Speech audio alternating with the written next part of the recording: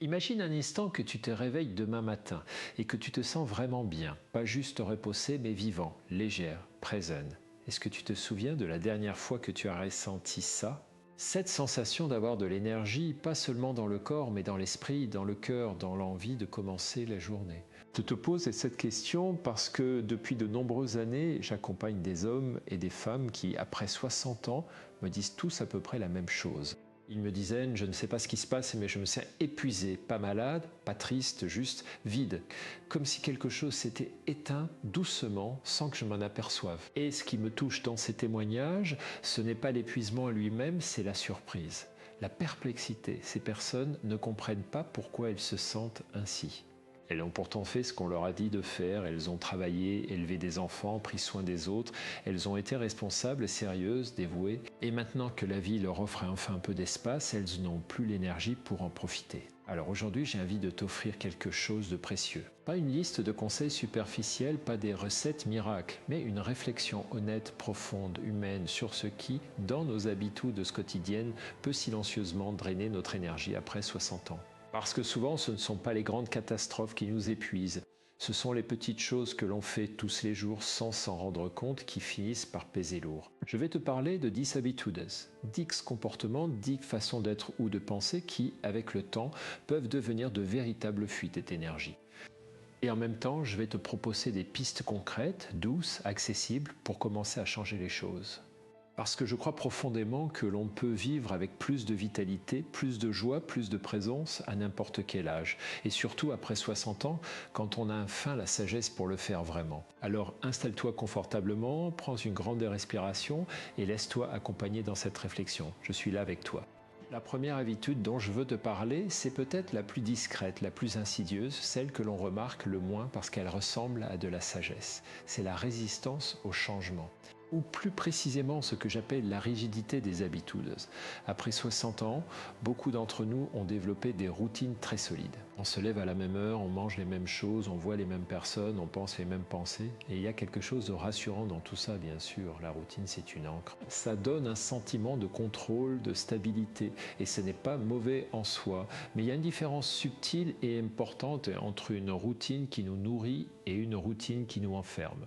Entre une habitude qui nous stabilise et une habitude qui nous fige. Et cette différence, c'est la flexibilité, la capacité à accueillir du nouveau, à s'adapter, à laisser entrer un peu d'inattendu dans notre vie. Je pense à un homme que j'ai rencontré il y a quelques années, appelons-le Bernard. Bernard avait 65 ans. Il venait de prendre sa retraite et il se plaignait d'un épuisement profond. Pourtant, quand on regardait sa vie de l'extérieur, tout semblait calme, ordonné, confortable. Il dormait bien, mangeait bien, n'avait pas de problème de santé particulier. Alors qu'est-ce qui l'épuisait? En discutant avec lui, j'ai compris quelque chose de frappant. Bernard consacrait une énergie considérable à maintenir les choses exactement comme elles étaient. Il résistait à tout changement, même mineur. Si un ami proposait de changer le lieu de leur déjeuner habituel, Bernard se sentait déstabilisé. Si sa femme suggérait de partir en vacances dans un endroit nouveau, il ressentait une sorte d'anxiété sourde. Si son corps lui demandait de ralentir le matin, il forçait quand même sa routine habituelle. Et cette résistance constante, cette tension permanente entre ce qui est et ce qu'il voulait que ce soit, ça l'épuisait. Profondément parce que résister à la vie, c'est un travail à plein temps et c'est un travail qui ne produit rien. La psychologie nous enseigne quelque chose d'important ici. Notre cerveau, comme tout système vivant, a besoin d'un certain degré de nouveauté pour rester en bonne santé. Pas de grands bouleversements, pas de chaos, mais de petites doses de changement, de surprises, d'adaptation. Ces micro-défis que la vie nous propose sont en réalité des exercices pour notre cerveau, pour notre âme aussi. Alors je t'invite à te poser cette question doucement, sans jugement. Dans ta vie en ce moment, est-ce que tu résistes à quelque chose? Est-ce qu'il y a un changement que tu repousses, une nouveauté que tu évites, une adaptation que tu refuses? Et si oui, quelle énergie est-ce que cette résistance te coûte chaque jour? Ce n'est pas une invitation à tout bouleverser, c'est simplement une invitation à laisser entrer un peu plus de souplesse, à dire oui à une petite chose différente cette semaine. Peut-être emprunter un chemin différent pour ta promenade habituelle. Peut-être essayer un aliment que tu n'as jamais goûté. Peut-être appeler quelqu'un que tu n'as pas contacté depuis longtemps. La vie après 60 ans n'est pas faite pour être figée. Elle est faite pour être vécue, avec toute la richesse de ce que l'on a appris, mais aussi avec l'ouverture de quelqu'un qui sait que l'on n'a jamais fini d'apprendre. La deuxième habitude qui détruit l'énergie, et celle-là, elle est très fréquente, c'est ce que j'appelle la rumination silencieuse. Ce moulin intérieur qui tourne sans jamais vraiment s'arrêter. Tu connais peut-être ce phénomène, tu es assis tranquillement et pourtant ton esprit est en train de rejouer une conversation d'il y a 3 jours ou de s'inquiéter pour quelque chose qui n'est pas encore arrivé. Ou de revenir sur une décision passée, de la retourner dans tous les sens, de te demander si tu aurais pu faire autrement. La rumination, c'est comme marcher sur un tapis roulant. On dépense une énergie considérable, mais on n'avance pas. On reste au même endroit en s'épuisant. Et après 60 ans, la rumination prend souvent des formes particulières. Elle peut tourner autour du passé, des regrets, des erreurs, des occasions manquées. Elle peut tourner autour de l'avenir, la santé, la mort, la solitude, l'argent. Ou elle peut tourner autour des autres. Qu'est-ce que mes enfants pensent de moi? Est-ce que j'ai bien fait? Est-ce que je suis suffisant? J'ai accompagné une femme, appelons-la Madeleine, qui était venue me voir pour un épuisement inexplicable. Elle dormait suffisamment, elle n'avait pas de vie particulièrement chargée, mais elle se sentait constamment fatiguée. Et en explorant avec elle ce qui se passait dans son esprit, on a découvert quelque chose de révélateur. Madeleine passait en moyenne plusieurs heures par jour à ruminer, pas de façon consciente et délibérée, mais de façon automatique, involontaire, pendant qu'elle faisait la vaisselle, pendant qu'elle regardait la télévision, pendant qu'elle essayait de s'endormir. Son esprit ne s'arrêtait jamais vraiment.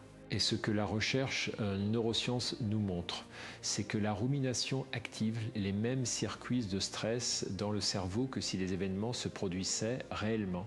Autrement dit, revivre mentalement une dispute ou s'inquiéter d'une catastrophe imaginaire consomme presque autant d'énergie que si cela s'est passé pour de vrai. Notre cerveau ne fait pas toujours la différence entre ce qui est réel et ce que l'on imagine intensément. Alors comment sortir de ce piège? Pas en essayant de forcer son esprit à ne pas penser, ça ne marche pas. Essaye de ne pas penser à un éléphant rose et tu ne penseras qu'à ça. Non, la sortie de la rumination passe par quelque chose de plus doux.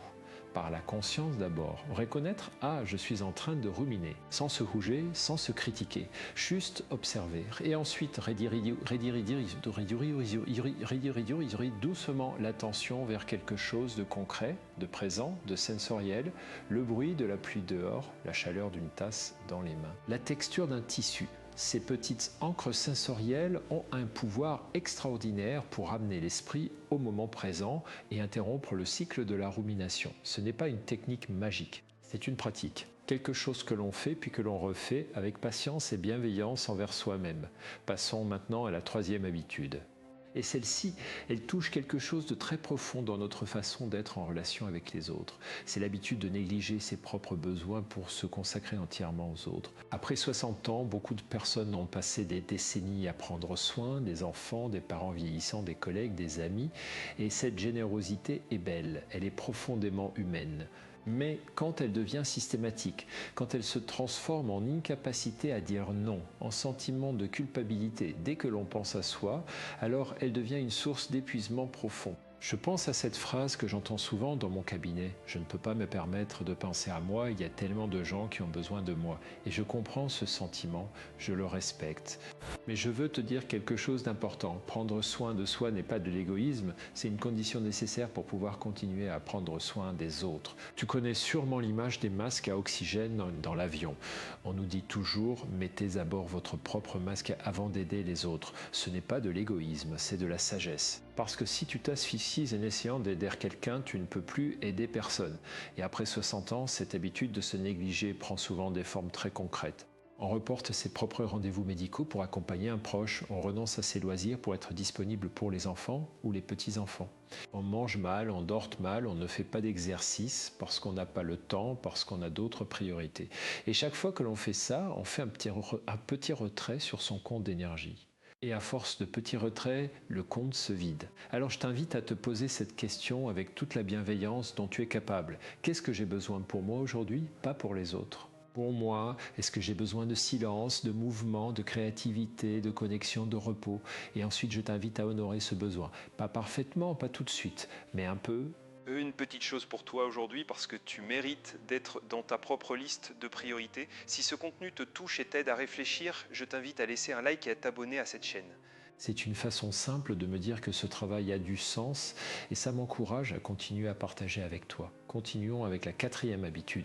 Et celle-là, elle est particulièrement intéressante parce qu'elle se déguise souvent en vertu. C'est l'habitude de se comparer constamment aux autres ou à ce que l'on était dans le passé. Après 60 ans, la comparaison prend une forme très particulière. On se compare à ce que l'on était à 40 ans.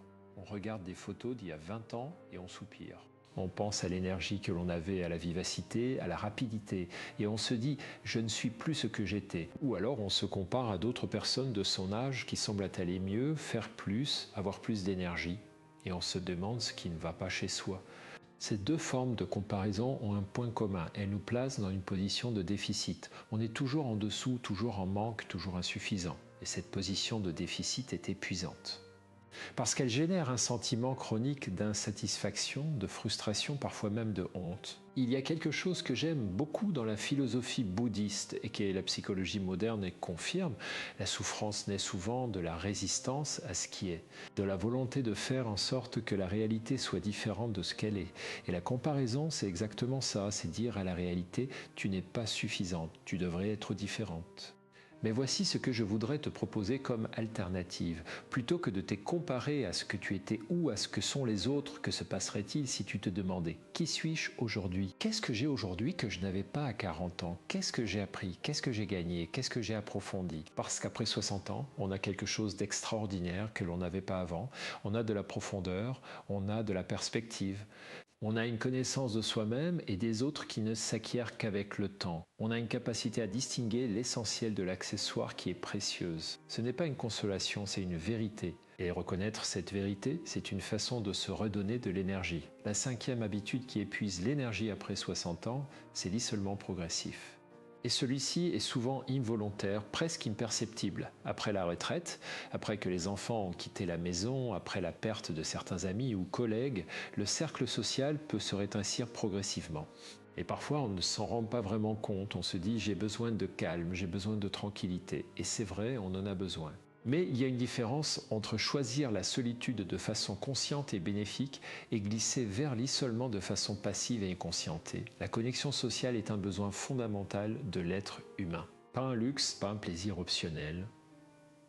Un besoin. Les recherches en psychologie de la santé sont très claires là-dessus.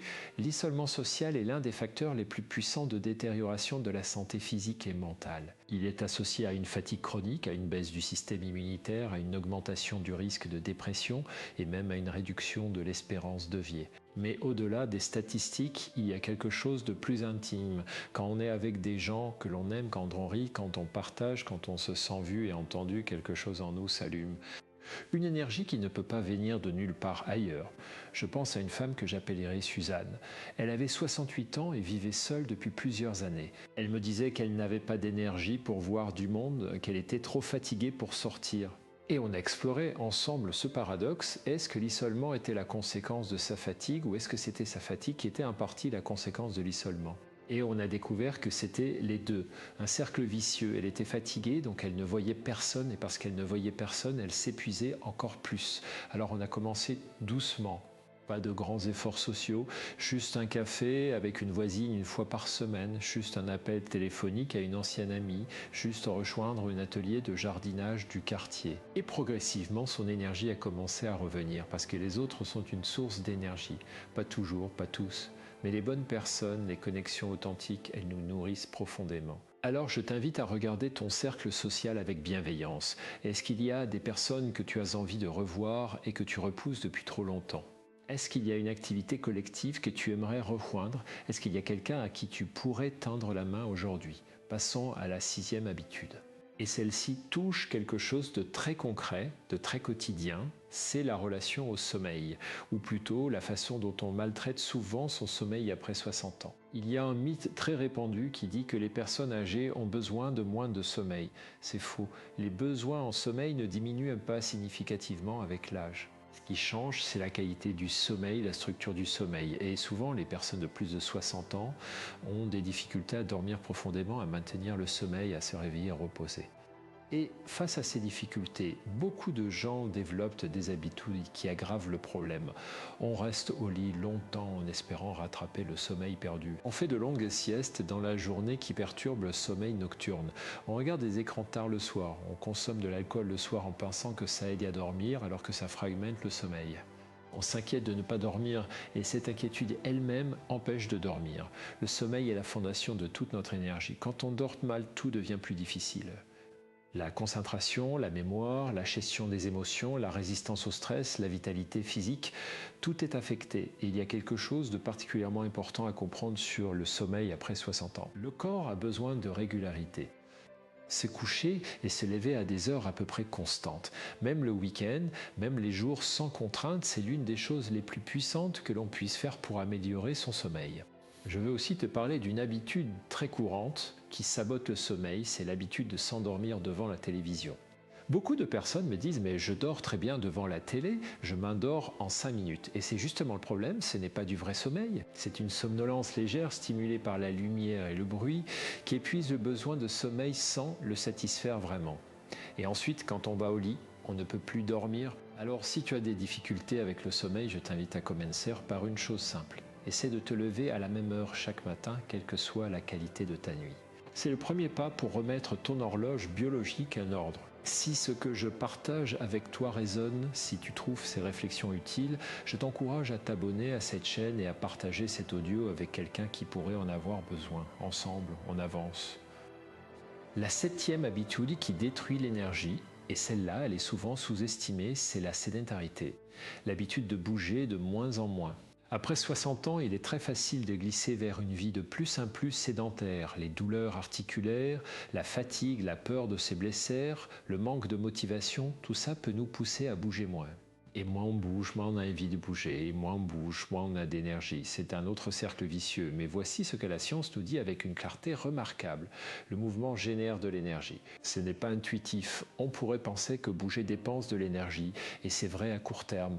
Mais à moyen et long terme, l'activité physique régulière augmente les niveaux d'énergie. Elle améliore la qualité du sommeil, elle réduit l'inflammation, elle stimule la production de neurotransmetteurs qui nous donnent de la vitalité et de la bonne humeur. Et quand je dis activité physique, je ne parle pas de courir en marathon ou de soulever des poids.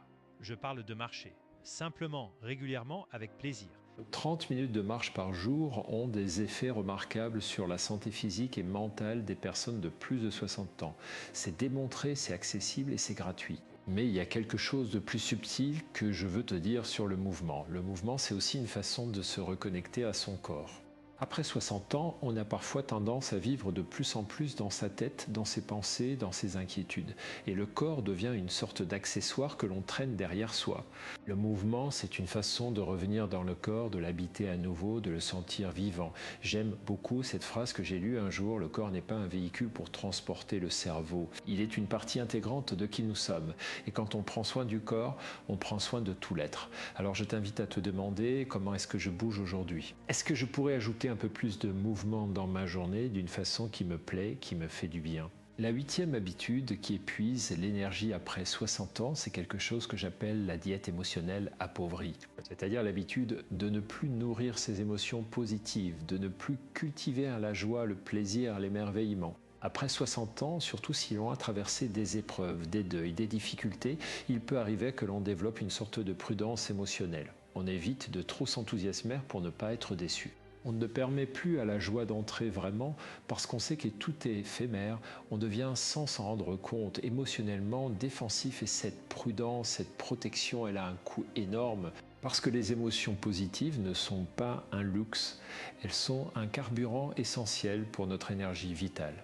La psychologue Barbara Fredrickson a développé ce qu'elle appelle la théorie de l'élargissement et de la construction. Elle montre que les émotions positives élargissent notre capacité de penser, notre créativité, notre résilience. Elles construisent des ressources psychologiques durables.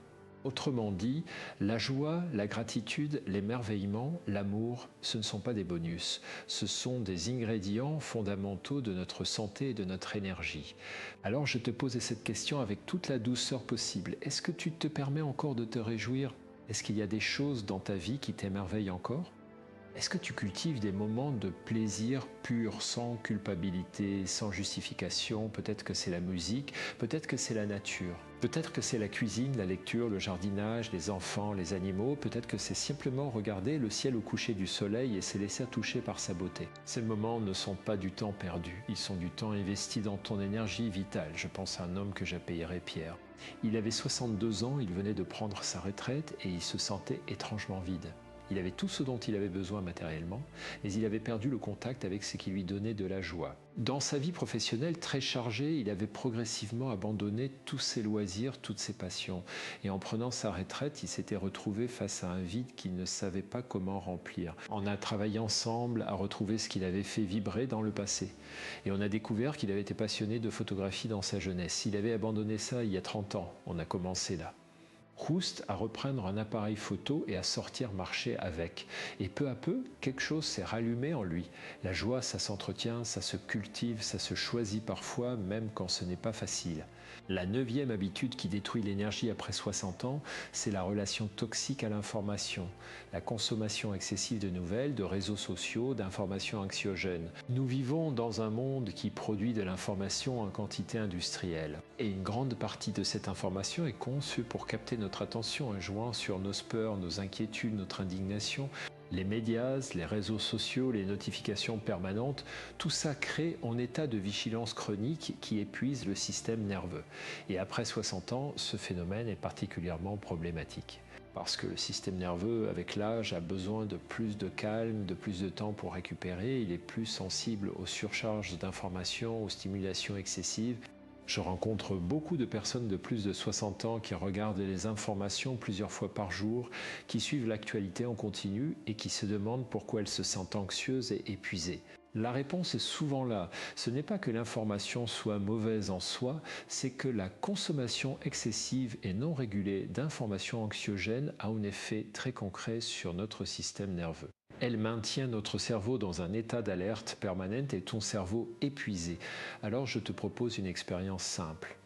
Pendant une semaine, essaye de limiter ta consommation d'informations à une seule session par jour, de 20 à 30 minutes maximum. Choisis un moment précis, peut-être le matin après le petit déjeuner ou en début d'après-midi, et en dehors de ce moment, essaie de ne pas regarder les nouvelles, de ne pas scroller les réseaux sociaux. Et observe ce qui se passe. Est-ce que tu te sens différent? Est-ce que ton niveau d'anxiété change? Est-ce que ton énergie est différente? Je parie que oui, parce que donner à son système nerveux des plages de calme, des espaces sans stimulation excessive, c'est lui permettre de se régénérer. Et un système nerveux régénéré, c'est une énergie retrouvée. Si ce contenu t'aide à prendre conscience de certaines habitudes, ce qui t'épuise, je t'invite à laisser un like et à t'abonner. C'est une façon de nous retrouver régulièrement pour continuer ces réflexions ensemble. Et nous voilà à la 10e et dernière habitude.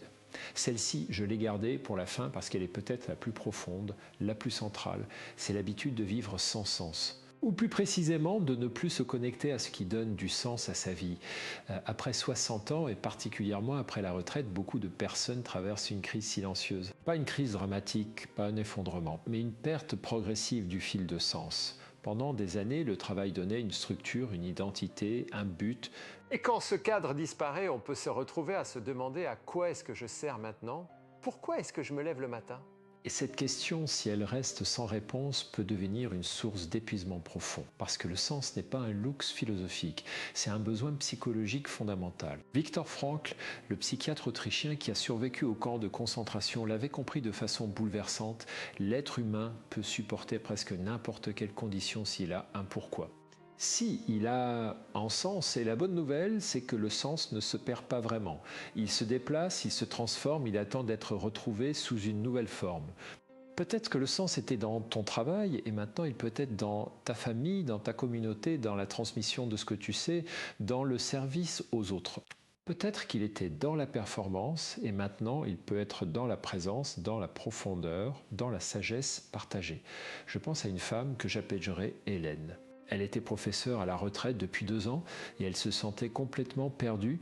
Son identité était tellement liée à son métier qu'elle ne savait plus qui elle était sans lui. Et cette perte d'identité se traduisait par un épuisement profond, une tristesse sourde, un sentiment de vide. On a travaillé ensemble à explorer ce qui lui donnait encore du sens au-delà de son ancien rôle. Et on a découvert qu'elle avait une passion pour la transmission, pour apprendre aux autres. Alors elle a commencé à donner des cours de français bénévolement à des personnes immigrées dans son quartier. Et quelque chose d'extraordinaire s'est passé. Son énergie est revenue. Pas parce que la situation extérieure avait changé radicalement, mais parce qu'elle avait retrouvé un sens, une raison de se lever le matin en lien vivant avec le monde.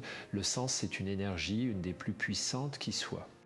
Alors je t'invite à te poser cette question avec toute la sincérité dont tu es capable. Qu'est-ce qui donne du sens à ma vie aujourd'hui? Pas hier, pas dans le passé, aujourd'hui. Et si tu n'as pas de réponse immédiate, c'est peut-être le signe que c'est le moment d'explorer, de chercher, d'essayer des choses nouvelles, de te connecter à ce qui te touche vraiment. Parce que tu as encore tellement à offrir, tellement à vivre, tellement à être. Et voilà, nous avons parcouru ensemble ces 10 habitudes qui peuvent silencieusement drainer notre énergie après 60 ans.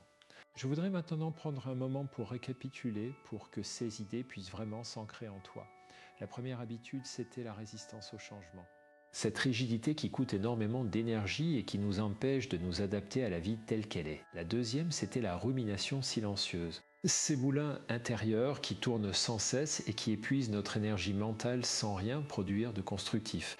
La troisième, c'était la négligence de soi au profit des autres. Cette tendance à se mettre toujours au dernier qui finit par vider notre réservoir d'énergie. La quatrième, c'était la comparaison constante, soit avec ce que l'on était, soit avec ce que sont les autres. Une posture de déficit qui génère une insatisfaction chronique. La cinquième, c'était l'isolement progressif, ce rétrécissement du cercle social qui nous prive d'une source d'énergie fondamentale. La sixième, c'était la mauvaise relation au sommeil, ces habitudes qui sabotent notre récupération nocturne et nous laissent épuisés dès le matin. La septième, c'était la sédentarité. Cette immobilité progressive qui, paradoxalement, nous prive de l'énergie que le mouvement pourrait nous donner. La huitième, c'était la diète émotionnelle appauvrie. Cette prudence émotionnelle qui nous protège certes de la déception, mais qui nous privait aussi de la joie et de l'émerveillement. La neuvième, c'était la relation toxique à l'information. Cette consommation excessive de nouvelles anxiogènes qui maintient notre système nerveux dans un état d'alerte permanente. Et la dixième, c'était la perte de sens. Cette déconnexion de ce qui donne un but et une direction à notre vie. 10 habitudes, 10 portes à ouvrir, ou plutôt 10 portes à fermer doucement pour laisser entrer plus d'énergie, plus de vitalité, plus de joie. Et maintenant, je veux te dire quelque chose d'important. Quelque chose que j'aurais aimé qu'on me dise quand j'ai commencé à m'intéresser à la psychologie du bien-être. Tu n'as pas à changer tout ça en même temps. Tu n'as pas à être parfait, tu n'as pas à tout faire du jour au lendemain. Le changement durable, le vrai changement, celui qui tient dans le temps, il se fait doucement, comme une plante qui pousse. On ne voit pas la croissance jour après jour, mais elle est là, invisible, profonde, réelle, et un jour on se retourne et on voit combien on a avancé. Alors si une seule chose de ce que j'ai partagé aujourd'hui t'a touché, si une seule idée a résonné en toi, je t'invite à commencer par là. Juste une chose, juste un petit pas.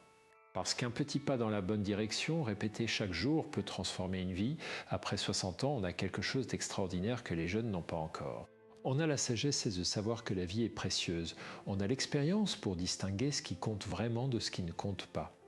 On a la profondeur pour vivre les choses avec plus de conscience, plus de présence, plus de gratitude. Ces années ne sont pas la fin de quelque chose. Elles sont le début d'une autre façon d'être. Peut-être la plus belle, la plus riche, la plus authentique, si on se donne les moyens de les vivre. Vraiment, je crois profondément en cela. Je crois profondément en toi. Et je crois que l'énergie, la vitalité, la joie ne sont pas réservées à la jeunesse. Elles sont disponibles pour tous ceux qui choisissent de les cultiver à n'importe quel âge. Alors prends soin de toi. Prends soin de ton énergie, prends soin de ce qui te donne de la vie. Parce que tu mérites de vivre pleinement, profondément, joyeusement, chaque jour qui te reste. Merci de m'avoir accompagné jusqu'ici. Merci pour ta présence, ton attention, ta confiance. Ce n'est pas rien de prendre une heure de sa vie pour réfléchir à soi-même, pour s'interroger, pour chercher à aller mieux. C'est même quelque chose de courageux. Si ce contenu t'a été utile, si tu en ressors avec une pensée nouvelle, une idée qui te donne envie d'essayer quelque chose de différent, je t'invite à t'abonner à cette chaîne et à le partager avec quelqu'un qui pourrait en avoir besoin. Peut-être un ami, un proche, quelqu'un que tu aimes et qui traverse une période difficile. Parfois, partager un contenu, c'est une façon de dire à quelqu'un: je pense à toi, on se retrouve dans le prochain épisode. Prends soin de toi.